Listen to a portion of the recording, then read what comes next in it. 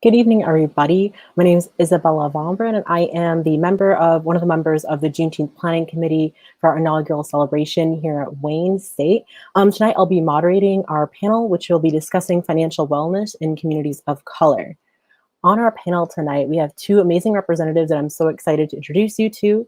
They are both from the First Independence Bank, which is the 8th largest African-American controlled bank in the United States, and it's the only African-American owned bank headquartered in Michigan. We have first off Mr. Demetrius Hutcherson, who is the Executive Vice President, Chief Administrative Officer, and Chief Technology Officer of the bank. And we have Ms. Helda Saad, who is the AVP Executive Project Manager and Director of Mortgage Lending Operations. I'll give them a brief chance to give a brief bio and introduction about who they are. Go ahead, Helda. Good morning, good afternoon, everybody. My name is Hilda Saad. I am, like Isabella mentioned, I'm the AVP Executive Project Manager. I'm also the Director of Mortgage Lending Operations at First Independence Bank. I've been in the banking industry a little over 15 years. I've been with First Independence a little over 3 years. I am a Wayne State, I attended Wayne State as well, so it's kind of funny and weird to come back as a panelist at Wayne State versus a student. I have not been to Wayne State for a really long time. As far as something funny or unique or something about me is that I have a very outgoing personality, so nothing stops me. So I like to do things differently, and a lot of the time that embarrasses my kids. So just saying. Demetrius? Thanks, Helda. Thanks, Isabella. And thanks to Wayne State University for giving us the opportunity at First Independence to talk to you about financial wellness and share a little bit about First Independence Bank. I am serving a bunch of capacities at the bank, and along with my title, responsibility for a few areas: retail banking, treasury management, technology, bank operations, and external affairs. I am a product of Detroit. I grew up on the Lower East Side, and a product of the Detroit public school system. And if there are some CAS technicians out there, I say hello to you, I greet you, and the way that CAS technicians greet one another. Education-wise, I attended Morehouse College, earned an undergraduate degree in finance, and I have an MBA from Harvard Business School of Finance and Business Strategy. I've been at First Independence about 16 months and was recruited to join the bank from Comerica Bank, and I started my career at the predecessor bank to Chase in Detroit, and was trained initially on the retail side, credit trained as a commercial lender, and left to go to B school full time. Did a number of different things on the East Coast where I stayed in that area for quite a while, and found my way back to my beloved hometown of Detroit. So just delighted to be here. I've known about Wayne State, have a lot of family that grew up near that area on Willis, near the Lodge, and always spent time walking around the campus as a kid. The campus looks so big, but it's great to be here and just share just some perspective with this group. So thank you. Thank you both for the lovely introduction. I'll go and start our discussion now. So just as a brief introduction to everybody tuning in today, as we're looking forward to Juneteenth, it's important for us to acknowledge the role that African Americans have played in the economic establishment of the United States. It's especially concerning since they lag an average accumulated wealth and income in comparison to averages in the white population. According to many national surveys, it's been observed there is a significant racial gap in median wealth and income between white Americans and African Americans. For example, a white family has an average accumulated wealth that is 6 times greater than that of an African-American family. When we look at income disparities, we see between racial groups, white families have a median income that is 3 times greater than that of African-American family. So to overcome this overwhelmingly large gap in wealth and income, it might seem really impossible. However, a great way to start is with education on financial literacy, or as Demetrius call it, financial wellness. being financially literate is empowered, and it's key to beginning to alleviate this disparity we see in wealth and income. And so panels with experts like these is really important. So to start off, I'll go the first question to Demetrius, which is discussing a little bit more of the history of the bank and why it was established in Detroit. Well, thank you, Isabella. I'm happy to talk about the history of First Independence Bank. The bank opened its doors in May of 1970. It really was one of the positive outcomes out of the 1967 riots. Shortly after the riots, a host of leaders and activists and business individuals in the community, they started meeting, and they really wanted to try to figure out a way how they could create financial independence for Black people and for people of color. And out of those discussions, they came up with the concept of trying to stand up and open a bank that would really help to focus on that. Issues that they were experiencing are in a lot of ways similar to issues that were going on now. There was a lack of opportunity to learn and put money in specific accounts that would really allow them to have financial independence or support a Black-owned entity. Redlining, police violence, police brutality, some of the same challenges around systemic racism that exist today were going on at that time. And it was just a desire to try to create something that would sustain and really make a difference. And what I'm pleased to say is the bank opened its doors, and since its inception has really evolved to become a financial services entity that really services and meets the need of all individuals. So now the bank, we have 3 branches, 2 in the city of Detroit, 1 in Clinton Township, and we offer a full array of services: checking, savings for individuals, checking, savings for businesses, online banking, ATM, credit card access, residential home mortgages, HELOCs, home equity loans, commercial lines of credit for businesses. We have a full suite of products, and with our most recent announcement about an alliance that we have with Mass Mutual Great Lakes, we now have the capability through this alliance to offer insurance, investment, and advisory products that truly complement our suite of services. And all of this you can gain access and entry to through visiting firstindependence.com. The interesting thing is that because of our alliances with some of the other larger banks, you can use your First Independence debit card and ATM card at any Fifth Third, TCF Bank, or Chemical Bank for no service charge. So that's just a way of the partnerships that we have in place that allow our customers to kind of expand the use of their FIB cards. So that's just a little bit about the history, where we are, and where we hope to continue to be a full service bank to the community. Thank you. That was a really, really great answer. Our next going to tie in quite nicely. So have you noticed a change in financial education since the bank's inception? You know, you have all these amazing services that you guys now offer, and I'm sure a lot of people tuning in might not even know that this is a bank that exists in Detroit. So what are some sort of changes that you've noticed since the inception of the bank? Well, great question. Let me just I'm going to date myself a little bit, but just indulge me.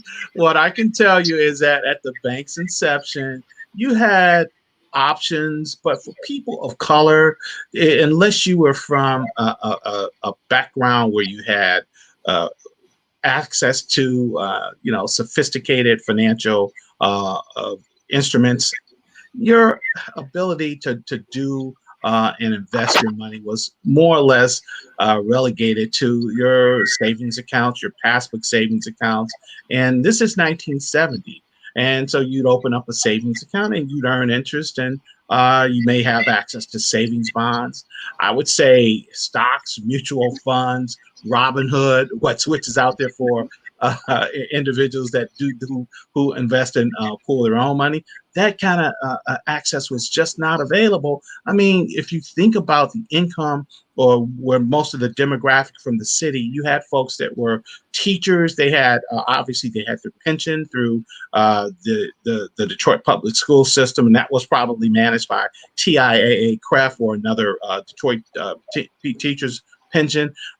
There were just, other than that, this was before the IRAs really came onto the scene. So there were limited instruments or access to different vehicles. At the time that and again, I date myself, that I started working, you had this whole new account called individual retirement accounts, which became open and accessible. And then towards the mid 80s, you started seeing individuals of color gaining access and investing in the stock market. That truly happened because you started to see a trend where individuals started taking jobs in financial services, selling, and some folks, there was always life insurance, but you then had the access to the ability to do universal life, where you could accumulate cash, and then you started seeing the evolution of stock brokerage accounts. Individuals, as they gain access to the Wall Street and the financial markets, they became more sophisticated. And then with the advent of the internet, it opened up a floodgate of opportunities that allowed individuals to invest in their own trade stock on their own account, and open up an abundance of account and investment opportunities, which was a far cry from the opportunities that did exist in and around 1970. Yeah, it's amazing how technology, the technology that we have right now, enables us to, make so many amazing financial decisions, and enables us to really accumulate wealth, and just have a better understanding of, how to grow that. This next question that I'll be having is for Helda. What are some ways you think the bank is working to give back to the community? I know you guys are heavily involved with Wayne. I know you guys can talk about that in your response, but what are ways that you guys are giving back? So some of the great ways we give back, and that's a great question, Isabella, is that we do a lot of volunteering for the community and in the community. We also do a lot of sponsorships to help build small businesses, help existing businesses thrive. And financial literacy and education is another initiative that we really work hard on. And educating is another initiative. And focus, it's one of our main focuses, because we do a lot of financial education. We don't just focus on one age group. I personally have done financial education from ages, literally, I've done it with kindergartners, and I've done it with all the way as far as universities, college students, universities, and Wayne State is one of them, actually, and so is U of D. So I've done a couple of initiatives to elaborate. Others, and because financial education is such a main focus for us, we've actually won the Financial Literacy Award for 2 years in a row, and possibly the third year, because we just got nominated for it through the Michigan Bankers Association, because it's been our focus. So those are one of the little ways that we can give into the community, give back to the community, and provide for the community. Yeah, that's amazing. And it's amazing to work with you guys again. Being one of the largest, universities in the city, it's really great to have a bank here that's really supporting the community. And it just means so much for all of us here at Wayne to hear your guys' perspectives on these, and for you to be able to give back to all of us. So thank you. Thank you. This segues kind of perfectly into the next question. So why does financial wellness matter? Some people tuning in might think this is stupid, or that it's not really that important. So can you explain some reasons, why this is important, Helda? Absolutely. I would love to explain that, so let me start off by saying there's a difference between, and let me make it very clear, that financial wellness is not the same thing as being financially well off. They're two completely different things. So you don't have to be rich to be financially healthy. Financial wellness is about being able to properly manage your finances, achieve stability, and work towards your long-term goals. Some of the things, like your actually long-term financial goals, more than anything else, paying your bills on time, having little to no debt, and being able to save money are all signs of financial wellness. Being financially well off, it means that you have the $1 million house, the yacht, the Lamborghini, all of that. but being financially, having financial wellness is providing yourself, not only do you give yourself a stepping stone to become financially well off, but it also allows you to build credit and educate yourself on how to, get where you need to get in life. That's so true. And for college students, I think it's really important when you're looking at long-term investments, potentially like getting a house. That's something that's really important to have good credit for, right? So, Right. All right. So the next question will be for Demetria. So how can more financial education help the African-American community specifically? As you know, this is the panel is talking about Juneteenth. So what kind of, I guess, what are your perspective on financial education for the African-American community? Well, I'm going to break this down and really just start from the basics. It really starts with just thinking about the prospect of when people of color had the chance to go to college and become educated. The job opportunities were initially somewhat limited, but it still positioned them to be in a place and a chance to get jobs. And ultimately, the doors were open for individuals whose shoulders our generation stand on, that created an opportunity for us to get better paying jobs, higher paying jobs, which allowed us to create a better life, ultimately live our best life. And that knowledge made us somewhat powerful. You can use the same analogy metaphorically to really try and use financial education. It gives you power. It gives you the power to really control and to some degree manage how you want to live and position to live your best life down the road. There's a lot of sayings. If you look at again different demographics, how they accumulated wealth was the way that they obtained knowledge, and how that knowledge was consistently passed on generation to generation. And what financial education does, once you obtain it, it becomes something that can't be taken away. It allows you to take control of some aspects of your life. For instance, with the fact that Social Security could potentially be gone, and a lot of companies don't necessarily offer pension plans, individuals have to figure out ways that they can make and put their money to work so that they can have a control of their future. And again, the goal is to live your best life and live their best life. Financial education, learning about the different types of financial options for investing your money to get the optimal return is really critical. And you, by going out and looking into entities like Robinhood, or if you're not comfortable or financially confident enough to invest on your own account, you can look to brokerage houses like Fidelity, Ariel Capital, which is owned by an African American named John Rogers. He's a phenomenal company. You can invest your money that way, and they can invest it into different investment vehicles. For if you're younger, in your 20s, you can probably put a lot of your money into maybe higher growth or investment vehicles that will yield a higher rate of income. It may be risk. You may see fluctuations in the dollar amount of your investment, because if it's in higher yield, there may be fluctuations in the market, like the stock market, where it will go up and down. But you have to remember that that's a paper loss. It's not a real loss. That money is being invested over the long haul.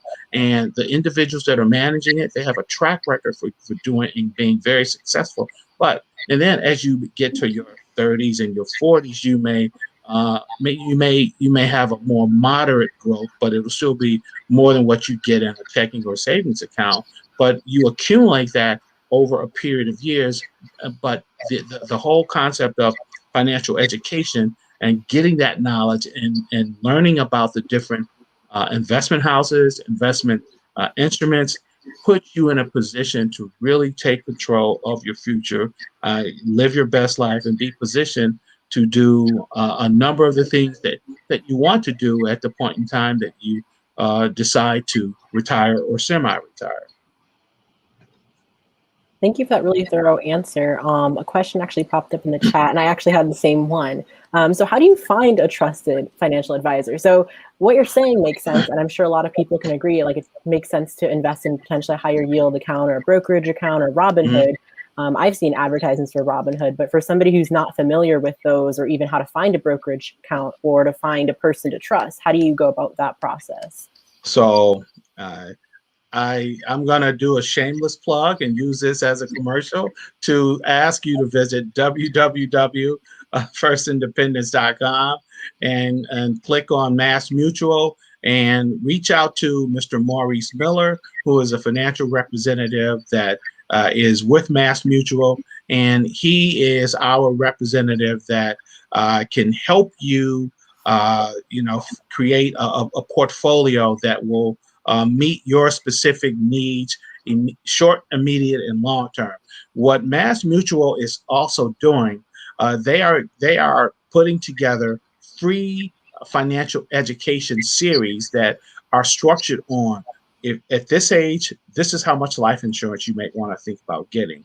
Depending on how much you have in assets, this is where you may want to pool some of your assets. This is the type of life insurance that you should get. This is the type of money that you should be putting in an investment account in a mutual fund, and how much should be in equities. And equities means stock. How much could be in bond and in bond growth, which is a more secure and more predictable return, but it's still not as high. But Maurice Miller is uniquely qualified. He has all of the boxes checked. He's a Detroiter. He lives in the community that near the 7 Mile and Illinois branch, and he's an individual that can be your trusted advisor. The thing about it is that building that relationship with him is one way to do it. If you are not someone that is financially savvy and confident in your ability to make those decisions, go with him.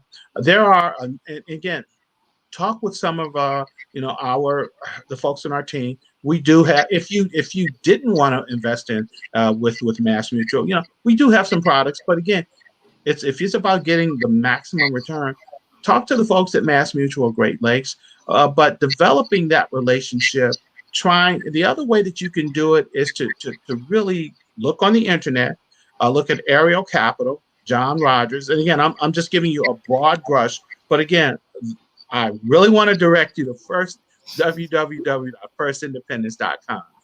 But there are some other, you could Google African American owned investment houses. And what you do is that you look at their track record and performance, and how the kind of return that they've been able to generate based on the portfolio of monies that they invest. And that will help you in making your decision. Now, if you still don't understand that information, you can still take it to Maurice Miller at Mass Mutual. He can walk you through that and help you get comfortable with the right decisions that you want to make. Hope that helps. Yeah, that's all really great information. And I think, I guess another quick summary to what you've been saying is the highlight is to invest young. So don't be afraid to wait too late to start investing. I think a lot of young people, especially college kids, might not be thinking about investing in those sorts of avenues. And so would you recommend, even if you don't necessarily have a full-time job, to be investing in those? Yeah, Isabella, the thing about, not everybody is a finance major. The thing about interest, and the thing about compounding interest, and the thing of just return, the rate of return, or the whole concept of compounding, depending on what it is, you will be surprised that if you set aside as much as, and we do this in our financial wellness education series of First Independence, it tells you that if you sock away $50 a month in your 20s,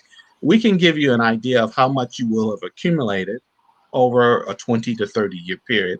Obviously, the older you get, and the more you sock away, the more money you will accumulate. But you have to remember, if you spend $20, $30 on a hamburger or going out to dinner. That's how much it costs. Just set that aside and just put it into an IRA and have that in a stock. You can open up what's called a self-directed IRA where it can go into equities, and that $20 to $30, you will see it grow over a period of years. And it's kind of like out of sight, out of mind. And if you think about it, as you grow in your job, let's say you get a 3% increase from your base salary from your year over year, put 1% of that increase into that IRA. That's how you grow that money. You still see your base take home money grow, but you still see an appreciation and growth in the amount that you're saving. It's a matter. It's habits that you develop, and if you develop those habits at an early age, it truly puts you in a position to live your best life down the road and really have a nest egg to carry you through a number of different times that you need money for different things, a trip or whatever you want. No, that's great, and that makes complete sense. I guess it segues kind of nicely onto the next question of how, for African Americans who face this lack of generational wealth, right? We know there are disparities between or in the Black community compared to, for example, the white community. What are some ways we could build that within our own community for future generations? So I know the things you've been mentioning are things that individuals could do, but I guess for the whole community, are there ways that we can accumulate that over time? So what you see happening a lot these days, there are concepts, and I can't get into the details on it. You will see investment. You see people teaming up and working on investments. You'll see things like, the basic concept is you see a number of people open and create investment clubs, and an investment club is, let's just say, Helder, Demetrius, and Isabella. We get together and we say, let's form an investment club, and let's say we want to accumulate and have an objective to accumulate $100,000 over 10 years. And we say we're going to contribute X number of dollars per month to the club, and we're going to put it in. We're going to identify. Let's say we're going to identify 3 brokerage houses or 3 investment companies that we want to put that money in. Ariel Capital, Mass Mutual, again, shameless plug, Mass Mutual, Great Lakes, and Fidelity Investments. Those are the 3 investment houses, and then we're going to pull that money in different paths. So that's one way that folks are doing it. What you also see groups of individuals doing is you see individuals putting their money in an account, and they're accumulating wealth by putting that money away in an interest-earning account, and then they may use that to purchase real estate. Individuals are buying homes that they can buy, improve, ultimately what they call flip or sell, because they go in, they buy it, renovate it, and flip it, and they put that money into another house. They continue to do it that way. That's a way of generating wealth. Then you have some individuals that are financially really, really savvy. They invest their own money. They have their own account that they trade on, and that's one way that they accumulate wealth. But there's some pretty basic ways of doing it, and real estate has, for the most part, always been a great way to grow your income and appreciate it that way. It's just partnering with the right people. Again, a real estate group with some friends is in a lot of ways similar to an investment club. But that's how you can do it. You partner with individuals that are like-minded, that have similar investment goals, that are committed to the goal and are going to stay on track with that. So investment clubs, outside of investing on your own personally, investment clubs, and then there's different concepts of crowdfunding that go out and they pool money together, and they invest that in a specific entity or idea that has a potential to get a pretty good return. That's a way of you, again, leveraging social media and the internet to grow your income that way. Thank you for that. Helda, did you want to add anything? I know that you haven't gotten a chance to say. Okay. No, I think she's doing a phenomenal job. Yeah, I was about to say these are like great examples because I think a lot of people tuning in again might not have ideas of, okay, well, this all makes sense to me, but where do I start? And I think that's a really broad we have a broad set of options right now where people could use a bunch of different ways to, start growing their wealth and accumulating generational wealth for their families. Mhm. For this next question, it'll be kind of tying back into how you guys are benefiting the community. For Helda, how does a Black-owned bank assist in, helping out the African American community? We know Detroit is predominantly Black, and you're a Black-owned bank. So, what are ways that you guys are helping the African American or Black community specifically? Isabella, that's a great question. The way we assist varies on the departments in the bank. So we try our hardest to provide job opportunities and career opportunities. We do a list of commercial and small business lending to help small businesses in the area and even big businesses. We have affiliations with a lot of businesses and African American owned and supported businesses like the IBA and the Greater Detroit Realtors Association. So we affiliate ourselves with a lot of that, and we try to put help out in that community. We also do a lot of residential mortgages with down payment assistance programs. We are a certified community development financial institution, which is also known as CDFI. I don't know if you guys know what if you've heard of CDFI. But what a CDFI is that it just means that we play an important role in generating economic growth and opportunity in some of the nation's most distressed communities. But last but not least, and this is most certainly important, we are focused on driving, we're focus driven actually by decreasing statistics on the unbanked and underbanked.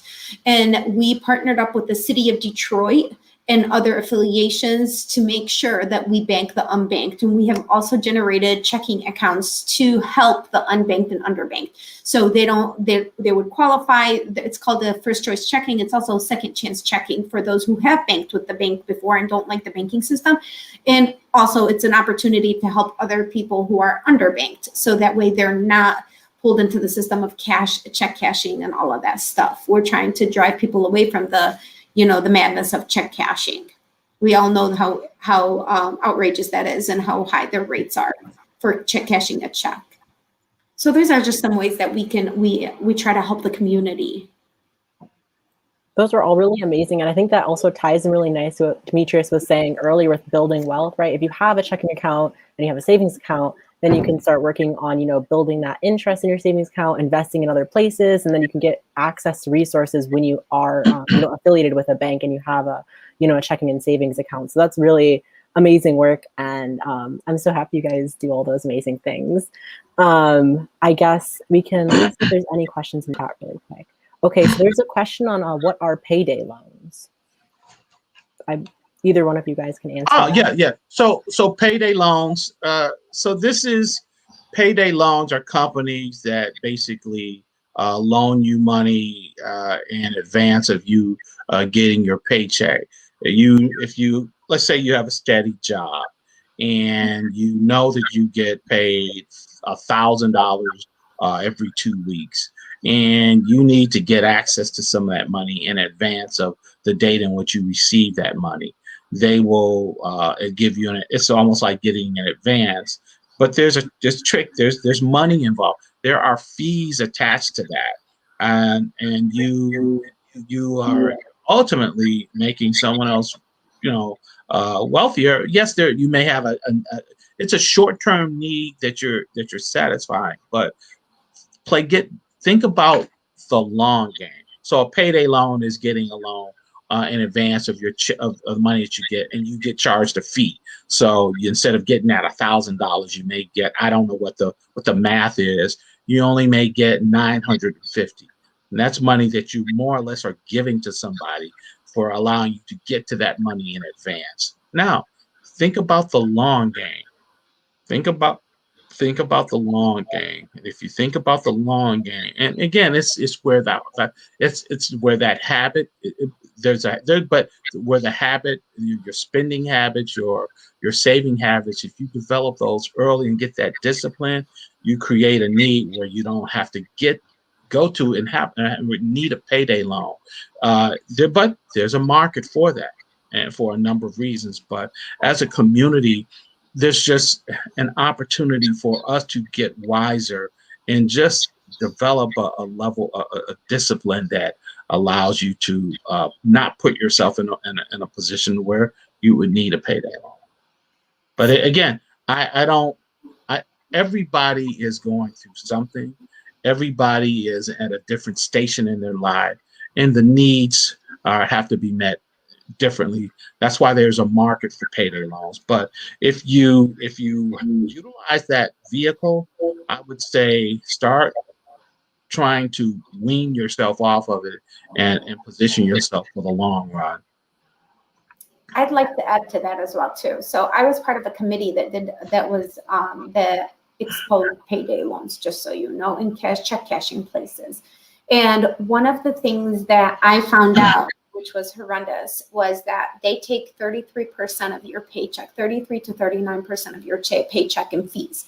So essentially, it ends up being negative amortization against negative amortization against negative amortization. So you end up falling in the snowball effect of eventually giving your whole paycheck to these payday loans, which is the reason why there's a lot of communities out there, or organizations, I'm going to say, out there that are trying to get rid of these payday loans. From what I know is that, you know how we all got our, our refund check, the stimulus. And so from what I know is that the check cashing places, and the payday loans were charging up to 10% a check cashing fee on those. I was reading an article the other day that said that they were charging up to 10% of those checks. So go to a bank and cash your checks. So the pitfalls to answer the question in the chat is that what are the pitfalls? The pitfalls is negative amortization. You're going to end up in a snowball effect that's just going to take you downhill. It's not going to help you in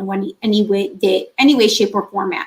So I highly recommend talk to a bank, talk to someone. Do not fall for the check cashing places. And like Demetria said, I know life happens, and I know like sometimes you have no choice. I myself have done check cashing before, but do I regret it? Yeah, I do. Did I fall into it? Yes, I did. So, and that's why I'm part of these committees now, because I saw how deep I fell into the hole going to these check cashing places. Thank you guys for answering that so thoroughly. I think that's a really important point that people don't really realize. I've seen advertisements for those I forget the name of the app, but there's like an app which will essentially do like a payday loan for you. And it's when you read the small print and that's when you realize how much they take from what you're actually getting. And it just, again, I think it's really valid that there are some people that might be in a certain situation where they need that, but definitely like what Demetria said, try to wean yourself off of that. Because it seems like what you said too, Helda, if it's 33%, eventually you're just not in 3 paychecks, you pretty much gave all of your money away. That's a whole check that you just, gave to somebody. So thank you for that thorough answer. And thank you for whoever put that in the chat.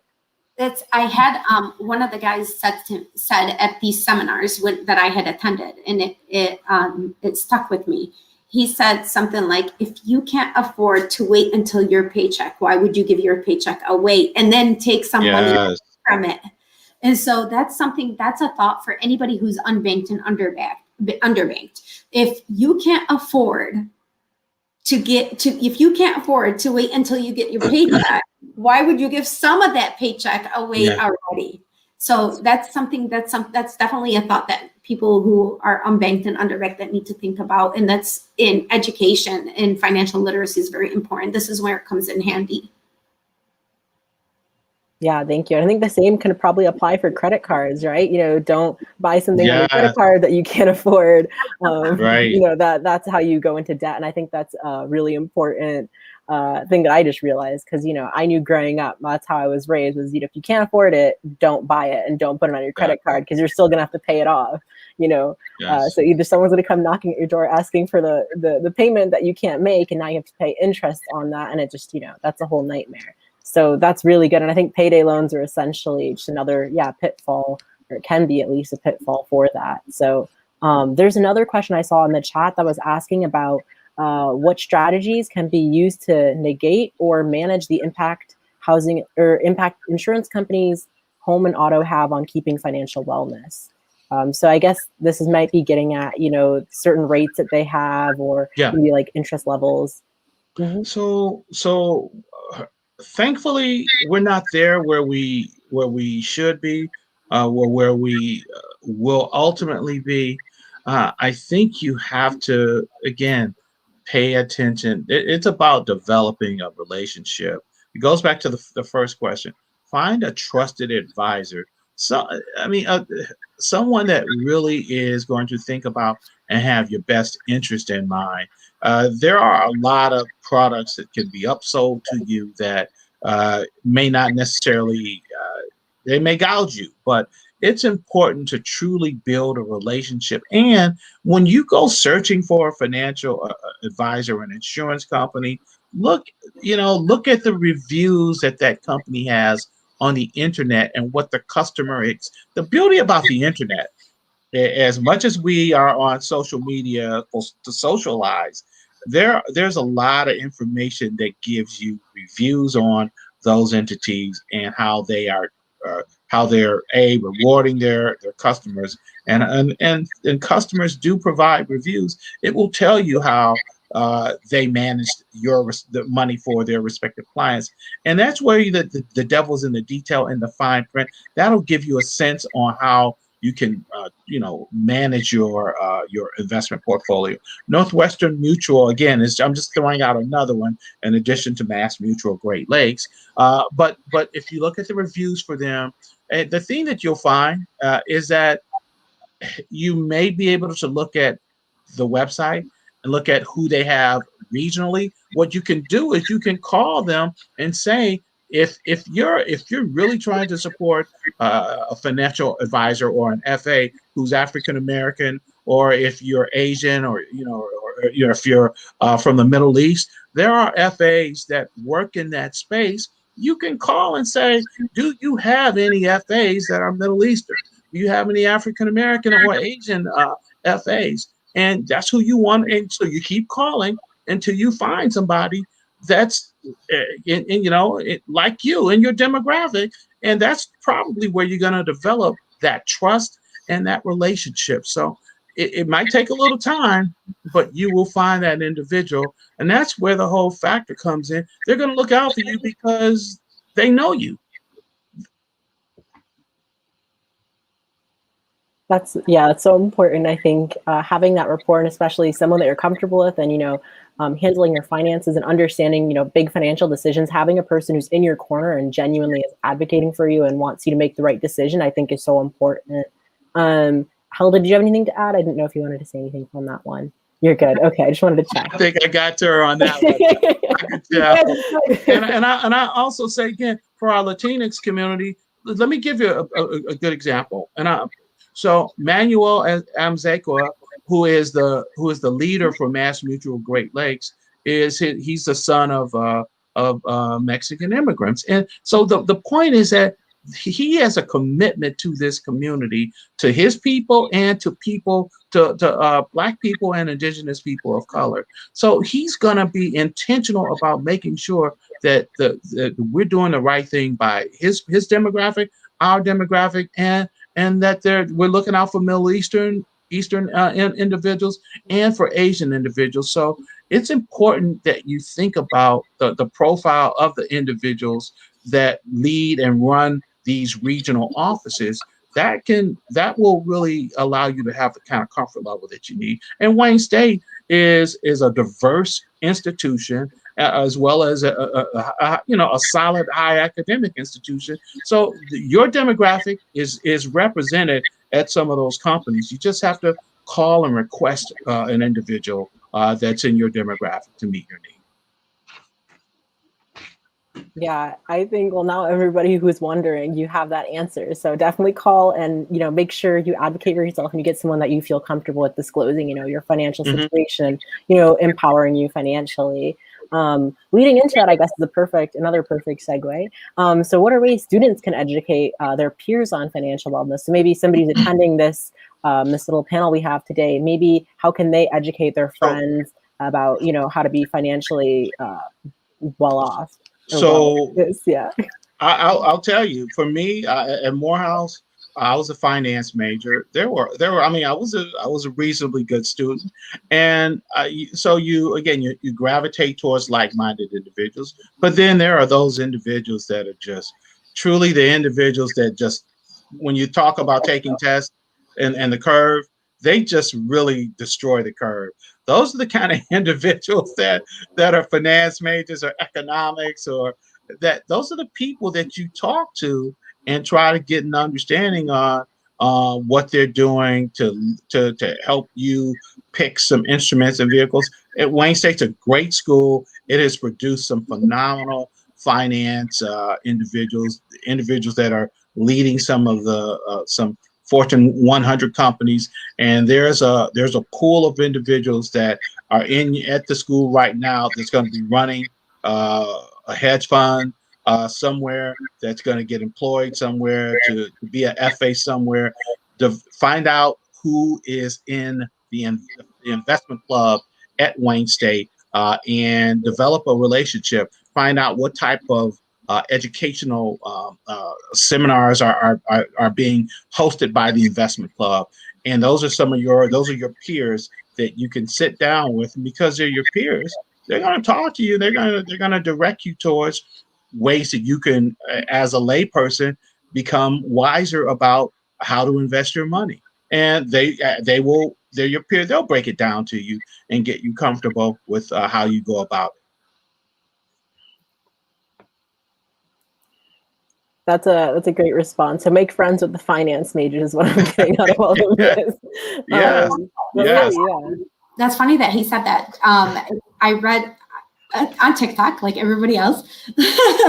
I think it was Elon Musk or Jeff Bezos. I can't remember who it was exactly, but they said something like, did you go to school? And he said, no, all I had to do was I had an idea and I hired the financial gurus to make me my millions. So if you're in the financial industry and you know how to save money and you know like how to, if you know finances and you can manage your financial well-being, I think you're ahead of a lot of people.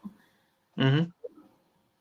Yeah, that's so true. And I think also for sure on YouTube, there's so many videos that I've seen that explain and break down financial literacy and break down, okay, like what is a Roth IRA? Like what is a normal IRA? What's a fixed savings account? Like what are opportunities or options for you, especially as a young adult? And I think, I don't want to speak for all the people who are like college age, but I feel like a lot of college age kids, you kind of just think that savings, like investments is for when you're older, and you don't do that when you're young. And I think it's really important, definitely to realize that this is something you could start as right now, like literally right now. So I'm really glad for all this because it's very important information.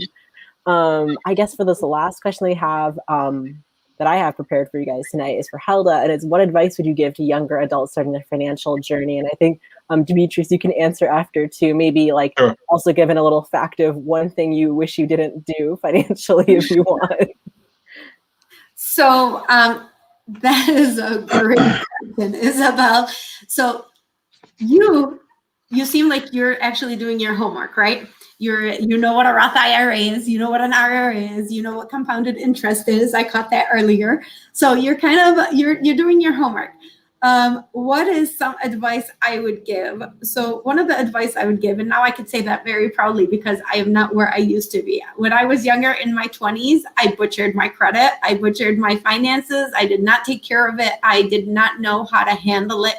And I was never taught, because we're never taught how to take care of it in school, right? We go to school, we all go to school, but we're never taught how to use a credit card. We're never taught how to, we just know that we need to work, we need to go to college, we need to build a career, we need to do this. And there's all these steps that we need to do in our early 20s.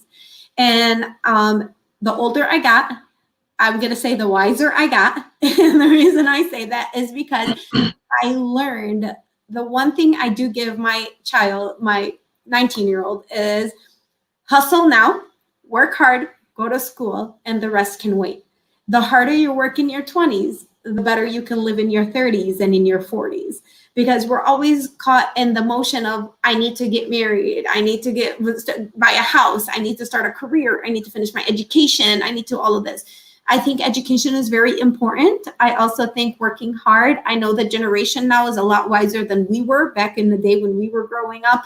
There's a lot more investments from what I see, Dogecoin and Bitcoin and all of that stuff. Cryptocurrency is a big thing now in your generation. So, and being a part of I manage the Next Gen Advisory Board here at First Independence Bank. We're actually one of the first banks, from what I know, that created a millennial advisory board. It's a next gen, and now we've included Gen Zers in it. And what it is that we bring these group of individuals that are in their early 20s, late 30s to late 30s, and they come in and give us advice on how they became where they are in life. And they're usually individuals that have their head on their shoulders. They're somewhere in life. They've gotten somewhere. They're CEOs of their own firms, and they've gotten somewhere in life. And so with that being said, that tells me that you guys are a step ahead of, well, I'm not going to say a step. I'm going to say a lot further ahead of us than what we were when I was growing up. So I guess my advice would be back to the point I made originally, was that get your education and work hard in your 20s, and everything else will fall into place. So you can relax throughout your 30s and your 40s, and you're not playing catch up. Yeah. If you want me to kind of build and add a comma to some of the sage and great advice that Helda gave, I would just echo what she said and put an exclamation point by creating saving discipline. If you develop that discipline and really stick to it, it's like if you are an athlete, develops muscle memory. You develop that discipline as it comes to savings, and look at goals. And as you achieve a goal, it's nice to reward yourself by doing something that's, you take a portion of that, but keep building it and building that egg, that nest egg, and that what you build will really be something that will allow you to go a long ways. What I probably, I've had the fortune to work at some companies. I held on to some stock longer than I should have. Okay. I was in a couple investment clubs. We got greedy on a biotech company that we got in almost at the floor, and when the market started turning in the early 2000s, we kept saying it's going to flip back. And so I look at some of the decisions. Sometimes you outsmart yourself, and I would just say, for anybody that has gotten in with Amazon stock based on what it's trading at, if you had stock in Amazon 5 years ago, it's okay to sell it now. You're going to get a pretty good return. Yes, there's a capital gain, but again, it's the return that you get is phenomenal. That you're getting is phenomenal related to that. So develop muscle memory, and just again, that discipline. Try not to live beyond, live beneath your means. Don't go beyond your means, because if you keep that discipline and that focus, you'll realize that, again, each year you're going to get salary increases. Just save a portion of it. You'll realize how much it's growing. Then you'll probably get you'll double down, and you might, instead of taking 2%, only saving 1% of your salary increase, you may end up saving 1.5% or even 2%. But you develop that discipline. The thing is, it's like if you're trying to lose weight, or if you're trying to bulk up, as you continue to see yourself grow, you double down, you start working harder towards that goal. And if you have a savings goal in mind and you start seeing the progress that you're making, you will double down on your efforts and you'll get there much faster. So it's the discipline that's required, and not to get sucked into shiny objects that'll distract you. Pay attention to the details also. I'm going to piggyback on a comment Demetrius said, and I apologize, Isabella. But Demetrius made a comment. He said that him and a couple of friends invested into something. And I was guilty. I'm guilty as charged as well too. I actually followed a couple of friends who did a couple of investments back when I knew nothing about investing, nothing at all. I trusted a firm and I put in, even though my stock made money, I came out in the negative. I don't know how. I still, up until this day, I do not know how I did that, but it was because I followed friends. My advice, to piggyback on what Demetria said, is that invest and trust educated advisors. Do not follow what your friends say and do what your friends do. And the reason being is because they've done their homework, but their homework doesn't apply to your homework. They're two different assignments, right? So I would say the way you do your homework and the way they do their homework is probably two completely different ways. And the way you comprehend things and the way they comprehend things are completely two different ways. So go to the people who specialize in that field that you want to invest in. That would be my advice to add to what Demetria said. Yeah, I think I'll actually offer a little bit of advice that I feel like I've learned. I'm just 24, so I'm very young, but I feel like my financial journey, there have been some interesting things that I've realized. So definitely the biggest thing for me was learning how to budget, and not necessarily being like, you can't spend, like you need like every receipt you calculate it, but having like at least for me, that doesn't work. I was like, I need a flexible kind of budget. Like, how much are my like bare essentials, like my rent, my car payment, gas, like all that stuff. Like, what do I like?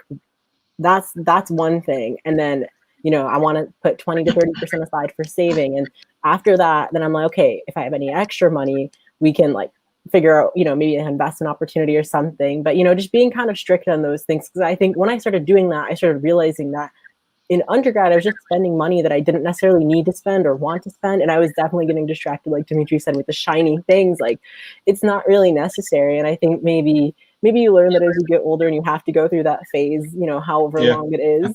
But it's just so funny to me because I was like, wow, why was I spending money at like Panda Express when I could just make my own like dinner? And like, why was I going out all the time? Like, I didn't really need to do that. So for me, budgeting and having like a nice little pie chart of like my expenses, and I give a shameless plug to the YouTube channel CNBC Millennial Money. I don't know if you guys have seen that, but I love their videos. They break down budgets of different millennials across the country and how they spend their money. And I think it's important because then you really realize, okay, wait a minute, like you have to pay for your own insurance. If you're, still in college and once you leave your parents, you got to pay for that.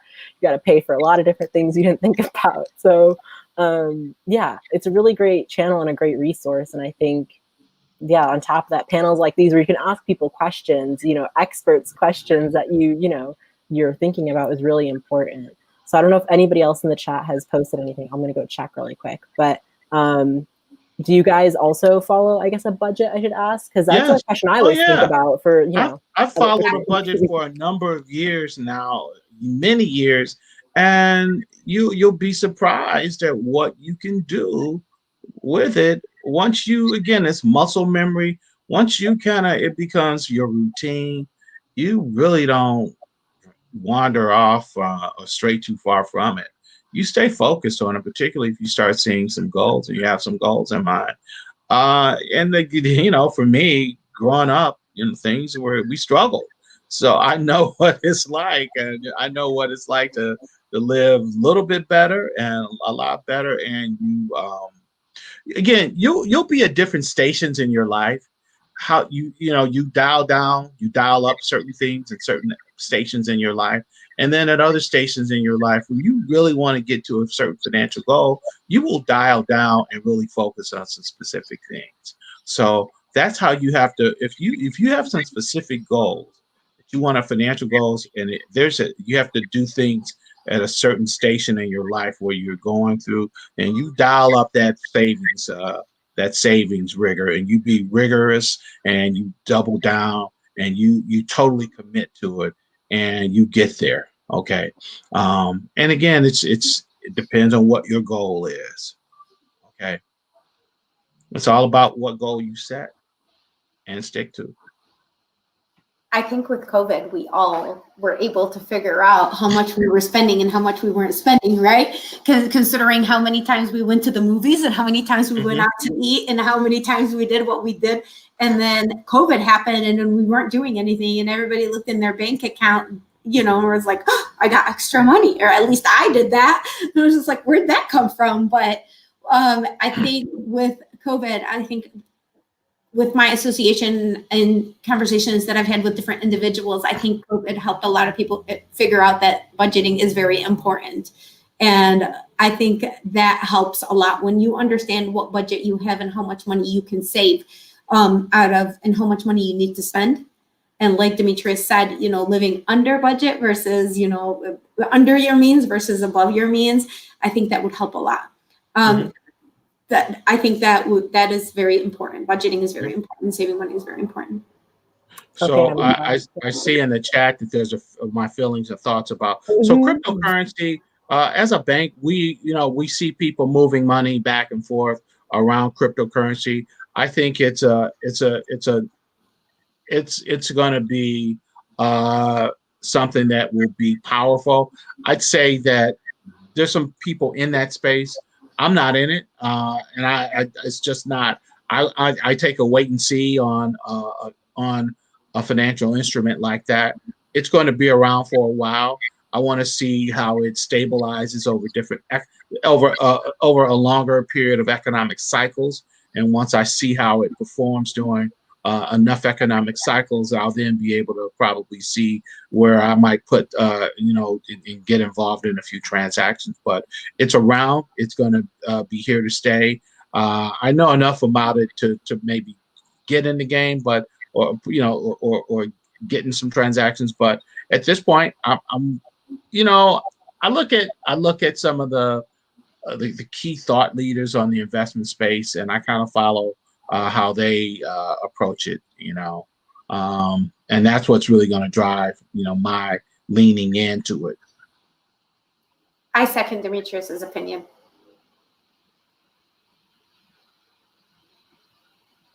Okay, and so I know, Demetrius, you mentioned that you might have to step off a little bit. I've got to step away. I've enjoyed this. Thank you. Yeah. I think my contact information is in the chat. So the Warriors are great. Wayne State, great university, and all the best to you, and happy Juneteenth. Thanks so much. And yeah, regarding the cryptocurrency, it's quite interesting. I'm not too hip to that whole trend right now, and I've only gotten bits and pieces. And I've just seen a lot of funny memes. So I guess now we're going to switch over from taking questions from, I guess, the public now. I can't check the chat, so if somebody could just type any additional questions in the chat, we'll see what pops up. I've seen some for the cryptocurrency ones. I've seen some really funny memes with Elon Musk. I think he apparently devalued one of them. So that was pretty funny to see, because I was like, oh, that's interesting. A good thing I didn't invest in it yet. It's very interesting. It's funny because I read something about Jeff Bezos the other day stepping down too from being CEO. Oh, really? Yeah. He's part of the board, but he stepped down from CEO. That's interesting. I didn't. So will he still be the richest man? I wonder. Yeah. That's interesting. And do you know that he started in his garage, and his friends all went against him? Yeah, nobody supported him. That's interesting. That's funny. So that's one time when you should have followed your friend. Right. I was watching this. I was flipping through honestly, I wasn't even watching. I was flipping through the channels, and I saw this interview with this guy. I don't even know who he was, because I caught a snippet of it. And he was talking about how him and Jeff Bezos were in the garage, and he made fun of him for his idea, and all his friends thought that it was the most ridiculous thing ever. And he started in his garage. He came up with this idea, and then he started going to these different places like Walmart and buying these things and mailing them out to people. And that's how he started. Yeah. I would have never known, but that's so funny, because yeah, in that situation, I probably wouldn't have. I've been like, this is not a good idea. This is not something I'm investing in. Right. Yeah. Let's see. There's a question in the chat about how banking is important in different settings. Do they give an elaboration on what kind of settings, or do they just mean, maybe for different age ranges or something? I'm not sure. Hmm. Can we elaborate on that question? Mm-hmm.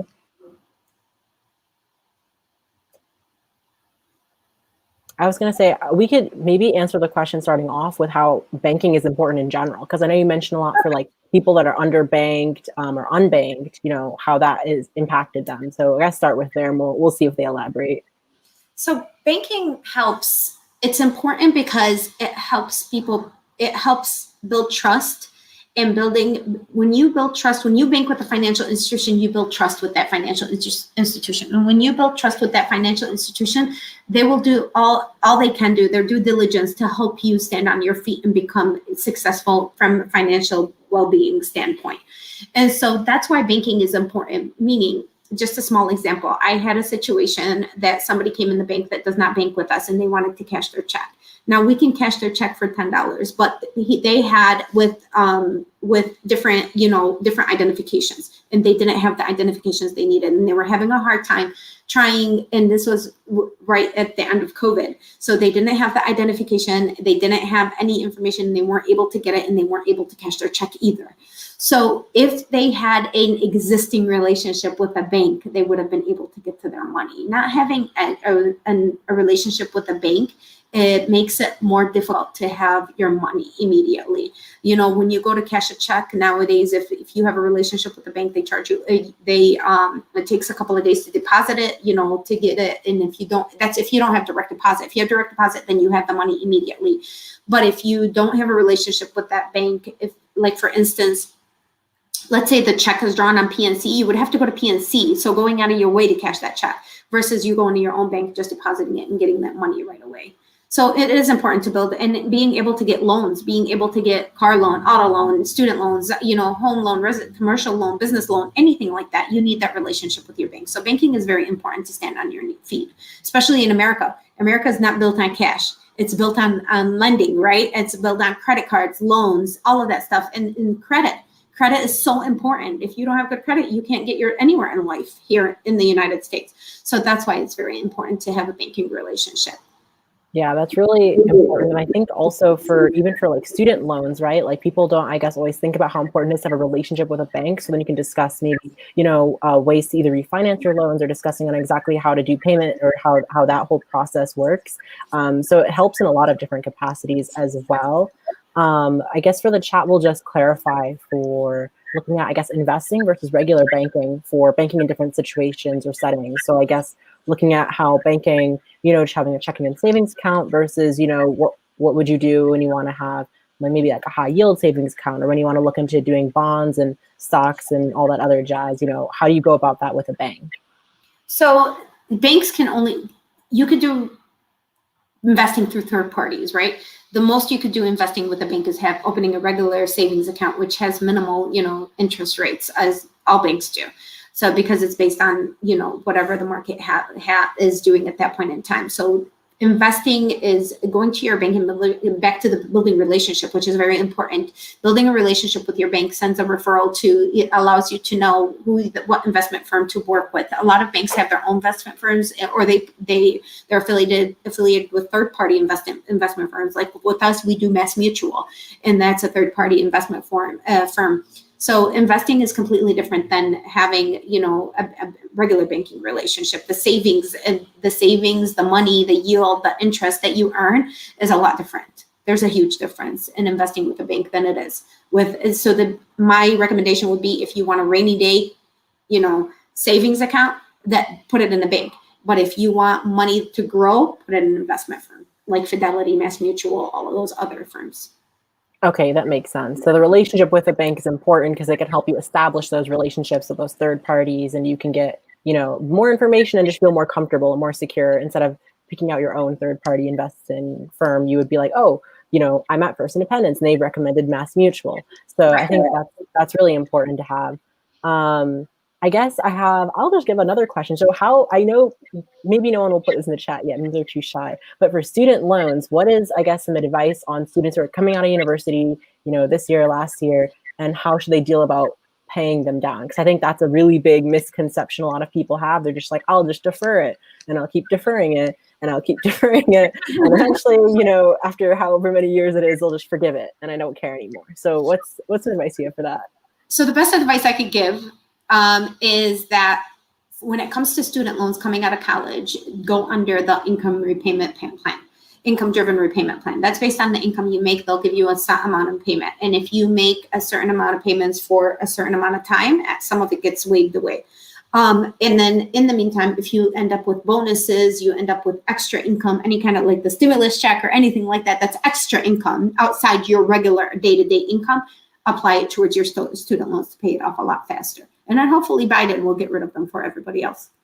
Right? I'm not holding my breath on that one, but do not. No, yeah.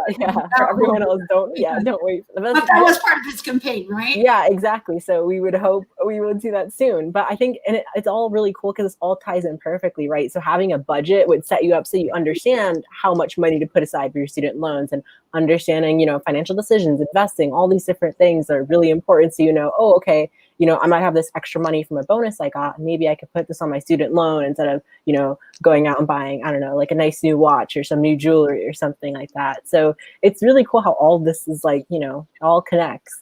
And for student loans, yeah, definitely income-based repayment seems like the best option. I know there are also public, for people who are watching, there are public forgiveness programs or federal forgiveness programs if you work in a designated area.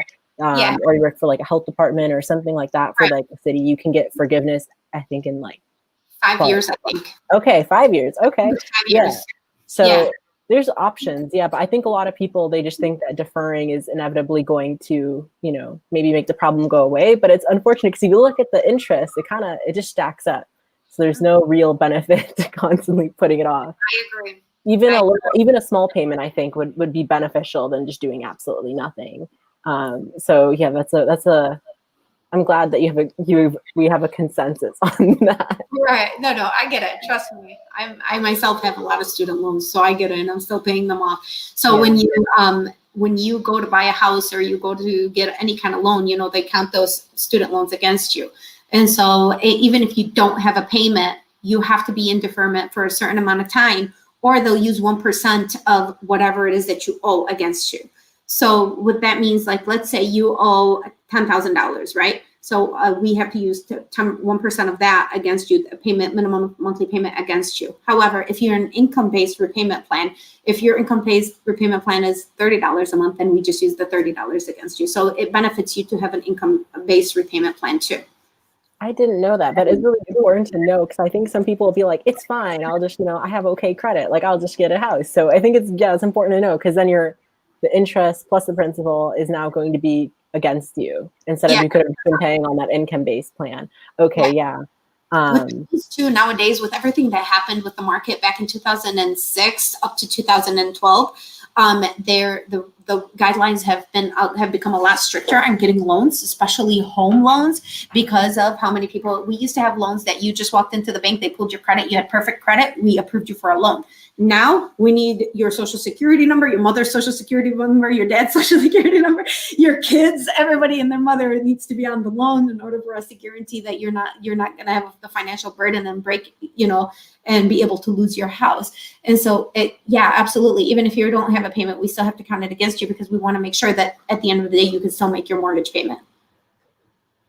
Yeah, that makes sense. I didn't know about that. That's really good information to know, because there are some people I know who could definitely, that's a good option, because if they're looking into getting a house, that's something you should really consider. And sometimes those income-based repayment plans are zero. So we don't have to count that payment against you. Yeah, and it's really fascinating too, because I don't think people realize you can also refinance your student loans, right? And that can be beneficial for you when it comes to paying them off as well, right? Absolutely. But you have to be careful too, because some refinances will not allow you to defer. Okay. So be very careful. Make sure you read the fine print. The fine print. Oh, that's always how they get you with these things. Oh, absolutely. Man. But yeah, all these like questions, I'll ask the chat one more time. If you have any more questions, please put them down, because we're going to start wrapping up in a little bit. But overall, how do you feel after being on this panel? Like, what are some closing remarks that you'd like to give to everybody watching? I appreciate you guys bringing us in. I appreciate being a part of this. I'm honored. I'm humbled by you guys asking us to come in. I am very thankful for Wayne State University and working with Wayne State, like Demetrius said, and this is not our first time working with Wayne State. So it's kind of funny to come in to Wayne State not as a student. So it kind of makes it like, it's like, what? I'm back? I thought I was back. Even though I'm on the other side, I'm like, what? I'm back, but. Yeah. And it's such amazing work, like I said before, that you guys have done with Wayne. And I think a lot of people might not even know, again, that there is a bank in Detroit that's, Black owned. And I think it's not even that far from campus, right? You guys are right up on Grand Boulevard, right? Yeah, we're on Woodward and the Boulevard. Yep. Yeah. And so it's Mm-hmm. Yeah, and it's just really important because there's a bank that's in the city, Black owned, that's doing things for the community, and I think people really should acknowledge that. And just there's so many amazing things that you guys are offering. And that's what I wanted to ask you guys. Do you have any volunteering opportunities for students who potentially would be interested in doing something with the bank, either maybe virtually or in person, that you have? You know what? We don't at this time, but it is something that has been brought up and been discussed, just so you know. So this is definitely a conversation that we have brought up before and we are discussing. So, but we don't have it. Unfortunately, we don't have it at this time. Okay, no, that's totally fine because, shameless plug for the Juneteenth celebration, but we have our week-long of celebration. We have a community service component that we're including, so it would be great to include you guys in on it, but we can talk later, and if we figure out you guys have something going on, we'll definitely include you because it's amazing work you do, and I feel like a lot of people watching might want to be able to help out because, that's a lot of work that you guys do, so any way we can help out, we would love to. Thank you. Well, you have my number and you have my email address, so just reach out and I'll be more than happy to have you help us. Yeah, thank you so much, Helda. So I guess now we're just going to wrap up the stream. Thank you, everybody, for tuning in. If there are any more questions or any more things you guys want to ask people at First Independence, the website was down below, and I think it's already in the chat for everybody. And the contact info for Helda and Demetrius is available for everybody. So thank you again for tuning in, and we'll see you at our next panel that we host. Thank you, everybody.